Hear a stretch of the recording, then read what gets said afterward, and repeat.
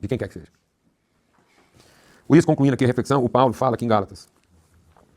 Por isso digo que enquanto o herdeiro é criança, enquanto o filho é imaturo, no tempo da sua imaturidade, no tempo da sua infância, em nada, em absolutamente nada, ele é diferente de um escravo. E é exatamente porque ele é imaturo e infantil, e ele pensa e vive como um escravo, uma criança, mesmo sendo filho, ele enxerga, em primeiro lugar, a sua necessidade e os seus interesses. Ele não tem noção nem de identidade e nem de propósito. Então a forma dele pensar é em cima da sua necessidade, do seu interesse e do seu direito.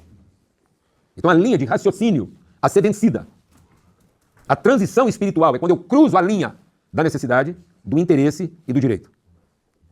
O vale da sombra da morte é a linha divisória entre a infância e a maturidade. E nessa linha divisória eu vou ter que transgredir o meu senso de necessidade, o meu senso de oportunidade e o meu senso de direito. Eu vou ter que enfrentar a minha carência, a minha cobiça e a minha soberba. Então o meu problema não são os outros. O meu problema vai ser sempre eu mesmo. Por isso não são os outros que têm que se arrepender. Somos nós. Para que o outro se arrependa, eu tenho que me arrepender. E eu tenho que me arrepender da necessidade que eu tenho de ele se comportar bem, do interesse que eu tenho de que ele faça o que eu preciso, e da soberba de achar que eu tenho direito sobre ele. Tá vendo? Mas enquanto eu for criança, infantil, carente, inseguro, eu não vou conseguir fazer isso. Porque eu vou sempre impor no outro a necessidade, o interesse e o direito. Por isso que enquanto a gente é criança, a gente precisa de quê? De tutores e guardiães. Até um tempo determinado. Mas vai chegar um tempo, na plenitude dos tempos. E essa hora é chegada, que virá o espírito de quem? Do filho. E quando vier o espírito do filho, está dito aqui, ó. Quando a gente era menor, nós estávamos escravizados. Amados, palavra de Deus, quando era o tempo da nossa imaturidade, a gente estava escravizado pelas condições elementares desse mundo. Até quando nós vamos viver um evangelho elementar? O evangelho que nós estamos apresentando para a humanidade não precisa do Espírito Santo, irmãos. Não precisa. Para fazer doutrina? Não precisa do Espírito Santo. Para operar milagre? Não precisa do Espírito Santo. Moisés operou milagre e não tinha o Espírito Santo. O Espírito Santo estava com, mas não estava em.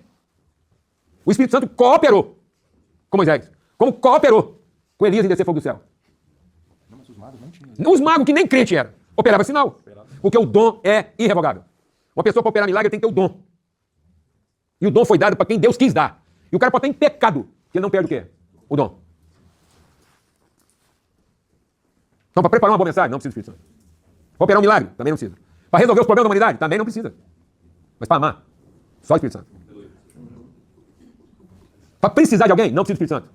Para gostar de alguém, não precisa do Espírito Santo. Para precisar de um culto, não precisa do Espírito Santo. Para gostar de culto, de louvor, não precisa do Espírito Santo. E para ter direito a uma igreja que funciona, não precisa do Espírito Santo. Mas para amar um irmão que canta mal, prega ruim e atrapalha a igreja funcionar, só o Espírito Santo. Para amar um cara que você levou 3 anos organizando um trem e ele bagunça aquilo em 10 minutos, só o Espírito Santo. Amém, irmãos? Então pronto aí. Você quer uma igreja que precisa do Espírito Santo ou uma igreja que não precisa do Espírito Santo? Amém? É isso. Então, vindo à plenitude dos tempos, Deus enviou seu filho, nascido de mulher, por incrível que pareça. Glória a Deus, amado. Então, o ungido é nascido de mulher. Então, todo homem e mulher de Deus, bendito, cumprindo o ministério, todos são filhos da mãe. Isso não precisa ser um xingamento. Então, você pode chegar e falar assim, ê, filho da mãe. Amém? Glória a Deus, irmãos. Então, até Jesus era o quê? Um filho da mãe. Para muita gente. Se você perguntasse para o Herodes, o Pilatos, o Judas, fala assim, quem era Jesus? Fala, aquele filho da mãe, acabou com a minha vida. Amém, irmão? Sabe o que quer dizer isso? Que ele é homem. Ele é gente. Amém? Mas com um diferencial. Nasci debaixo da lei, a fim de redimir os que estavam sob a lei, para que recebêssemos o quê? O espírito da adoção. Então, mesmo ele sendo o ungido, o herdeiro, aqui na terra, ele só teve autoridade para cumprir o seu propósito, porque ele recebeu o quê? O espírito de adoção. Teve um homem que adotou ele como filho. E entregou a autoridade que tinha para ele, sendo filho de Salomão, José. E se José não assume a responsabilidade de adotar Jesus, ele continuaria sendo poderoso, operador de milagres, representante divino e filho da mãe. Amém? E porque vocês são filhos, Deus agora enviou o quê? O Espírito do seu Filho ao coração de vocês, que clama, Abba, Pai. Assim você já não é mais escravo, mas filho. E por ser filho também é o quê? Herdeiro. Então você não tem que trabalhar para ter o que você precisa. Nem trabalhar para ter o que te interessa. E nem trabalhar para ter direito. Você vai trabalhar porque isso é que você ama fazer. Ainda que isso não esteja satisfazendo suas necessidades, contemplando seus interesses e nem garantindo seu direito. Você vai levantar todo dia de manhã e fazer exatamente aquilo que é o seu trabalho. Sabe por quê? Porque você ama as pessoas. Você ama seus irmãos. E você não tem outro objetivo na vida. A não ser abençoados com aquilo que você sabe e pode. Porque você é o quê? Família. Independente dele frequentar a sua igreja ou não, independente dele ser ateu, macumbeiro, o que for, você vai amá-lo como um irmão. E ainda que ele pareça ser o seu inimigo, você vai dar a vida porque você dá a vida até pelos seus inimigos. E não é porque você precisa fazer isso. E não é porque você tem que fazer isso. É porque você não sabe ser diferente. E se alguém te explicar por que você continua fazendo isso, você fala assim, ó, vai perguntar pro meu pai, porque até hoje eu mesmo não entendi. Eu já tentei ser diferente e não dou conta. Eu já tentei fazer outra coisa e não sei. É um trem que vem de mim.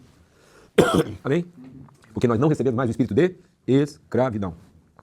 Por isso, quem sabe, não era hora da gente falar menos dos atributos de Deus. A ser menos teológicos. Tentando explicar para as pessoas a lógica do nosso Deus. E quem sabe ser um pouco mais abasóficos, falando da sabedoria do nosso Pai. Será que não era hora da gente falar mais do coração do nosso Pai do que dos atributos do nosso Deus? Será que no fim as pessoas não estão precisando se converter ao nosso Pai e não ao nosso Deus? Será que a hora que a gente está fazendo tanta ênfase do nosso Deus não estamos ajudando as pessoas a acreditar que tem mais de um? E o mundo não precisa de nós para saber que tem mais de um Deus. Mas o mundo precisa de nós para saber que no fundo só há um e que ele é Pai. E que ele ouviu as orações feitas a todos os deuses. E quem recebeu as orações de todos os deuses foi um só, o nosso Pai. E ele não está mandando alguém para lá explicar qual é o Deus certo de todos aqueles que falaram com Deus. Ele está mandando um filho. Porque quem vê o filho vai ver o Pai que o enviou. Então quem sabe o problema da humanidade não é de divindade, é de orfandade. E que a humanidade não está esperando mais alguém falando em nome de Deus. Mas está finalmente esperando um filho agindo como irmão. É isso. Quem sabe não é a plenitude dos tempos? Quem sabe a hora já não chegou com Jesus? Quem sabe quando Cristo diz, estou deixando para vocês o meu Espírito? Não estava se cumprindo a palavra de Malaquias? E que nós estamos ainda vivendo o legado de Moisés. Enquanto a cidade precisa de uma família, nós estamos apresentando para eles tutores e mestres. E a cidade não está precisando de tutores e mestres. A cidade não está precisando de pregadores. Pode dizer para eles o que está certo e o que está errado. A cidade não está precisando de ajuda. Ela está precisando de orientação. A cidade não está precisando de uma reunião. Ela está precisando de um propósito. A cidade não está precisando de mais uma ocupação. A cidade está precisando de uma orientação. Saber qual é o sentido da vida. Qual o significado de tudo isso. E as pessoas finalmente saberem que nós somos o quê? Irmãos. Que a gente precisava de um sistema enquanto não tinha revelação. Mas agora não podemos ter o sistema. Mas o sistema vai servir a revelação. E não a revelação ficar refém do sistema. Aí beleza, uns vão se organizar de um jeito, outros vão se organizar de outro. Mas todos sabemos que nós somos o quê? Irmãos, família, cooperamos uns com os outros. E que a igreja é aquela família que trouxe para a cidade de orientação, de que agora todas as famílias da terra serão benditas. E não algumas famílias da cidade serão benditas se virar a família da igreja. Não, todas as famílias serão benditas através da família que veio revelar que a cidade tem um pai e não Deus.